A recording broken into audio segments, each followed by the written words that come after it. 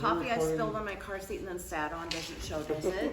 Oh, no. Good. It doesn't unless you want it to. Well, They can Photoshop it in. it feels so That's good. when you twerk at the end. Oh yeah. Look at my coffee Yes. butt. Yeah.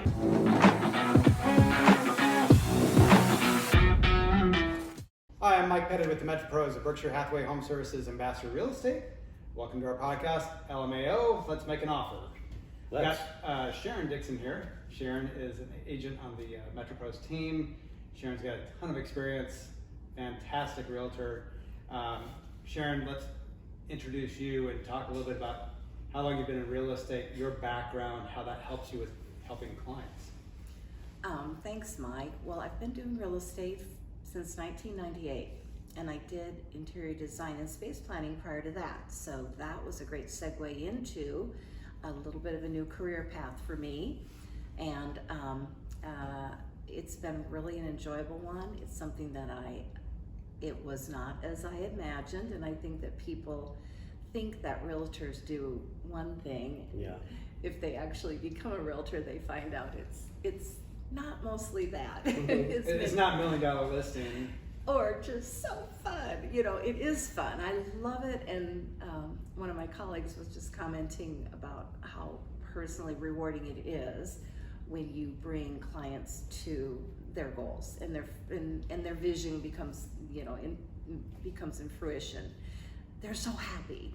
And gosh, what great career path is that you can help people just really do something that makes them happy. Yeah, and I think everybody on our team has the same mindset that we're building relationships and we care more about the clients than ourselves, and that has helped us get a lot of repeat and referral business over the years. And I know that's how you built your business, is taking care of clients and their needs versus our own.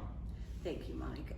Relationships and something like that is very important to me and always has been. And because I've been in real estate for a long time, then I get referral business, which is a blessing. It's wonderful to know that people that you really poured your heart and soul into their transaction and helping them meet their goals, that they think well enough of you that they're going to tell somebody else. So then you've hit the jackpot, right? Yeah, You're absolutely. like, oh, I did it. And it really is rewarding. They're not always that way. Everyone in every career path has those difficult transactional experiences that you're like, that one's over, and then Let's move on. let's move on. Yep. Yeah. So, but no, it's been really rewarding. And I forgot the rest of your question, but Well, it's just a little bit about your background. My background. And real estate and how that how you use that to help clients too, because a lot of times, whether you're selling a home or buying a home, it's like, where am I going to put furniture? How am I going to plan this? Is this enough room? When it comes to selling a home and staging, it's not about going out and buying all new things, but it's about how the floor plan flows. Do people feel like it's spacious? Things like that. totally. And great segue into this as well. Yes, because I do let people know on my bio and just in conversationally that I do have a background in design and a degree in that, and a lot of expertise in space planning and envisioning things. And it was a real, it was eye-opening to discover early on that not everybody does have the ability to visualize very well. And so it's not a skill, it's more just you have it or it is a skill, but either you have it or you don't. And so that's been something that has really helped me to help clients with, so that when you go in, because I remember there was a statistic that National Association of Realtors used to put out that says that if you go into a buyer's home, once they've closed and moved their things in, that like 84% of their furniture placement and choice of where they put things is exactly wherever they saw it. Whatever they saw. The other people, right? Now, a room defines a lot of that. Your bed's willing and go, etc. But to that point, a lot of people just need help with imagining and picturing, well, this could this room could work for you in this way. Don't limit yourself. Can you picture it this way? And so I've enjoyed that. That's awesome. John Nesbrooks here from Option Mortgage. John is always here with us for the podcast.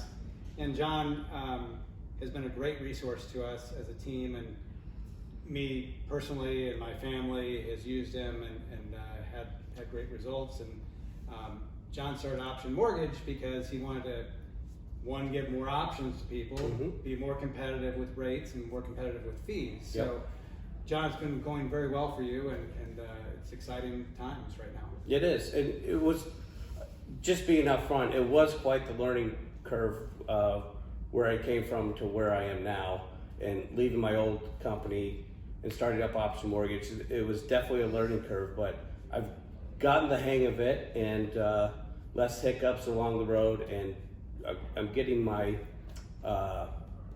just getting everything, all my ducks in a row, so I know exactly how well the transaction's gonna go from the start of the transaction to the end. It's gotta be smooth.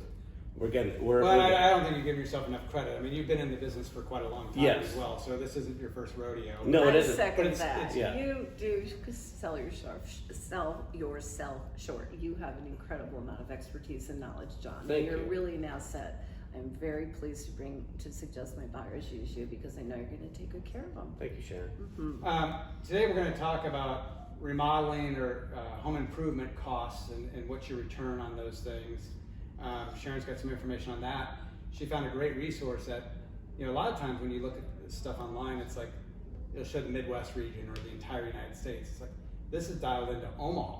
Cool. What you spend in Omaha and what your return is, which I think is really fascinating and can help people. Because if you're going to remodel or update your home, what are you doing it for? Are you doing it because you want to enjoy it for the next 5 years, 7 years, and then you're going to sell your home? Are you going to do the improvements to sell your home next year?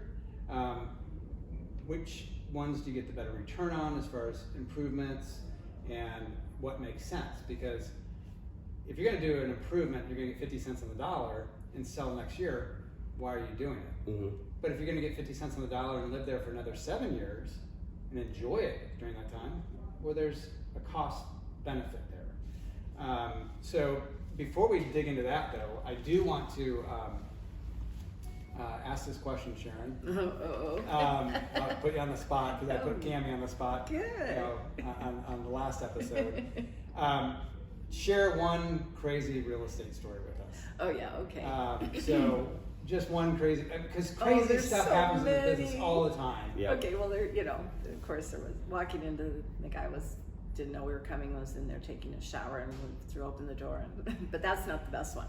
Okay, so I'm showing a client a home, and this is indelibly etched in my mind, even though it was decades ago, in Armbrust Acres. And we'll go through the whole main floor, and she thinks she might like this one. It's really nice and it's a good fit for her, but I can hear something. I'm like, so we go upstairs, we're walking down the hall, and at the end of the hall I can see through the door a bed and two heads in it. And apparently Mom didn't realize when she said it'd be okay to show her home that her son would be doing some after-school entertaining. Oh, wow. So That's quite a showing. it was a showing. So I walked in. He, of course, became aware that there was someone in the house.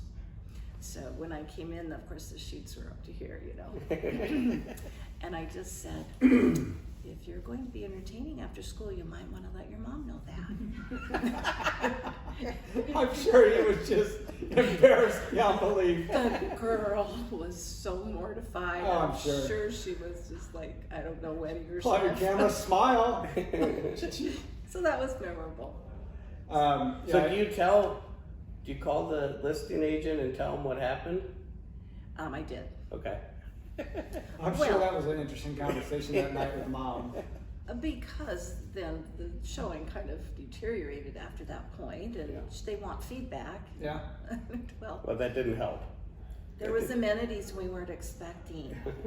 I had a showing one time, young couple, we're looking at the house, everything looked good upstairs. We get downstairs and it was stacked full of boxes and little paths to walk through, and that's kind of odd, completely different than upstairs, but it's a basement, who cares?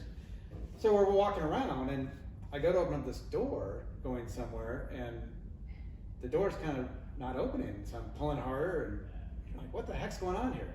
All of a sudden, a hand comes from behind the door, reaching around to the front. My client saw it. They took off running. I turned around, they were running up the steps. That would be me. Me too. And I'm looking at the hand, going, what the heck is going on here? It was crazy. But so if you're gonna have somebody come look at your house, don't hide in the closet and terrify people. I don't know if it was like Cousin Eddie locked up, chained in the closet or what, or just somebody hiding. Golly. Or don't entertain your girlfriend and not tell your parents. And then tell her to hide in the closet. No. There's good stuff. So. Oh, there's a plethora of other things. Sharon, let's talk about this cost versus value and remodeling. Yeah. The question always is, what should I do? What shouldn't I do as far as updating your remodeling? Totally. And what's a good value? And so, John, Sharon asked me this before we started the podcast. What do you think the number one thing is as far as remodeling and return on that investment? Kitchen or a bathroom? You know what? That's what I said. That's what Mike said. I Sharon, think that's a logical thing. The two highest returns on your immediate investment are garage door replacement and updating your HVAC into like a geothermal or at least a heat pump. Really? The HVAC conversion, you get over 100% of your investment immediately. Interesting. So I just put a heat pump in 2 months ago. So Yeah. There you go. I'm in great shape. And I just created probably a whole marketing campaign for all HVAC companies Right. out there. Yeah. So call me. I'll be sending you a bill. No, but that's interesting, isn't it? Yeah. In garage doors, I know it can change the look completely of the outside of the house. Yeah. But I didn't realize you were going to get a 95% return Yeah. on those. That's I didn't either. that's pretty nuts. Inside the house, we always tell people to be cautious about what you're doing if you're going to list your house. Don't go out and spend a bunch of money unless you're going to get a good return on that. Some quick, easy things, obviously, deep, thorough cleaning, because people, look at things, and if they're not really deep cleaned, Yeah. then they think what's been taken care of and what hasn't been taken care of.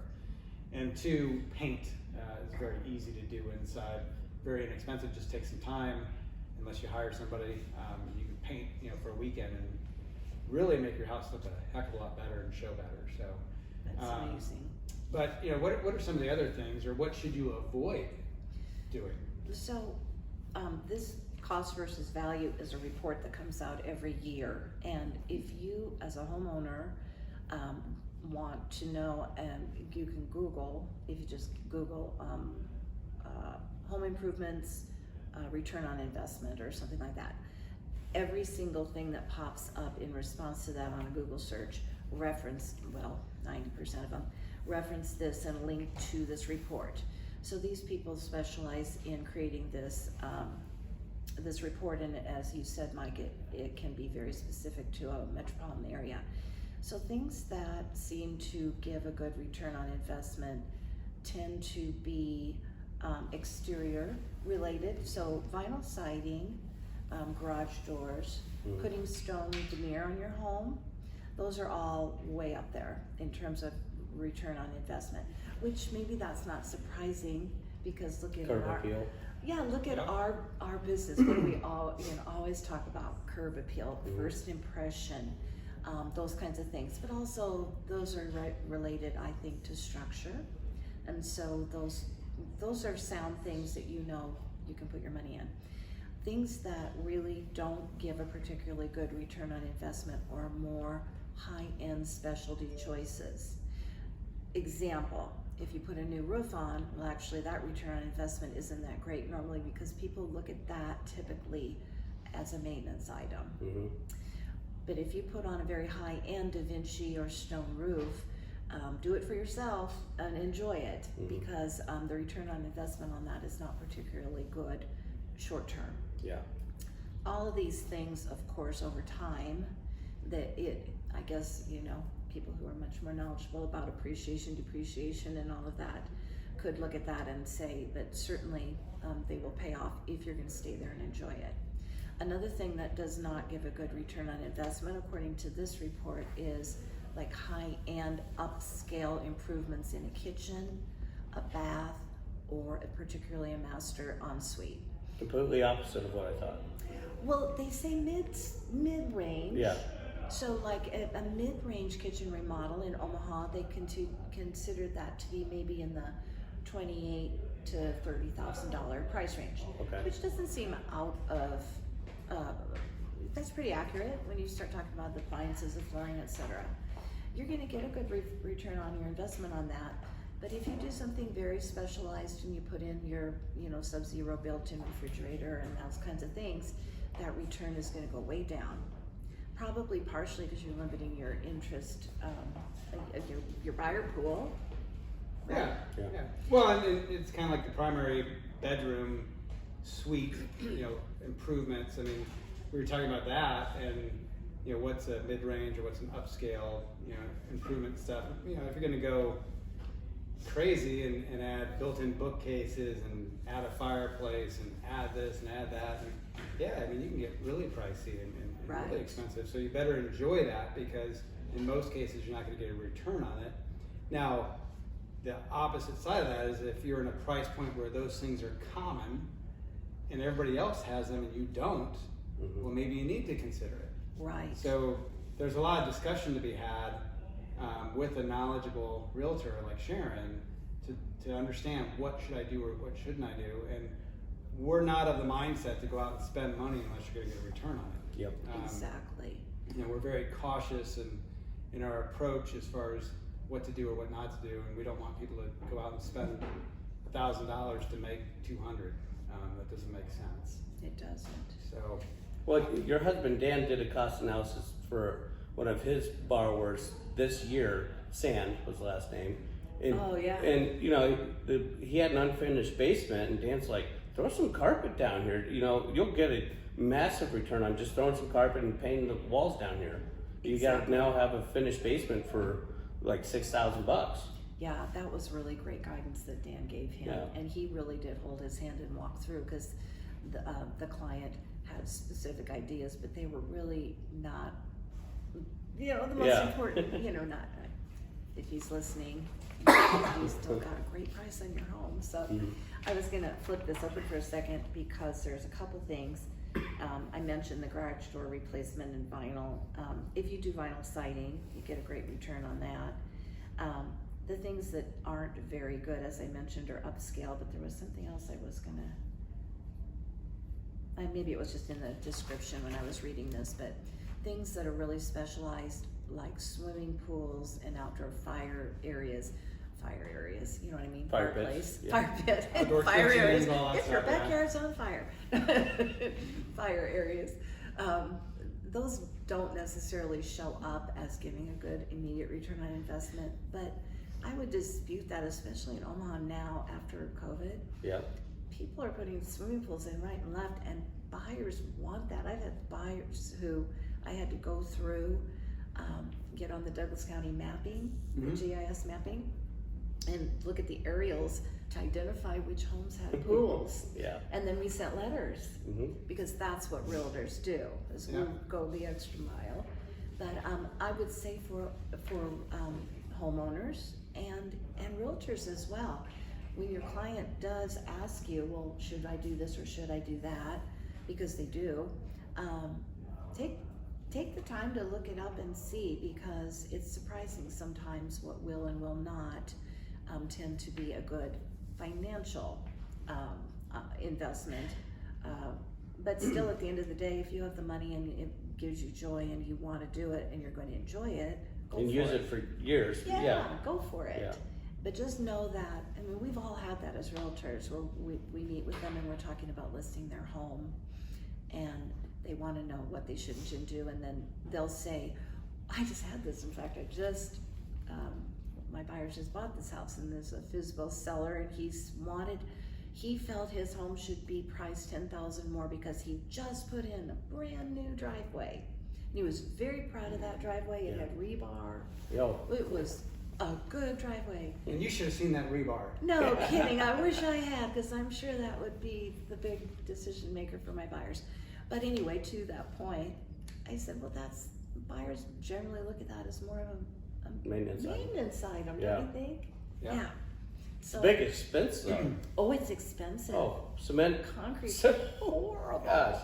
It's crazy how expensive things have gotten. But Yeah. to find out what you should do or not do and return on investment and everything else, look up Sharon Dixon on themetropros.com. You can find her there. She'll be happy to help you out, answer any questions, give you great advice and guidance. And Sharon's been selling real estate for a long time and does an excellent job, really takes care of her clients. So stop by themetropros.com, check out Sharon Dixon, and have her help you out. And we thank you all again for listening, and we'll talk to you all soon.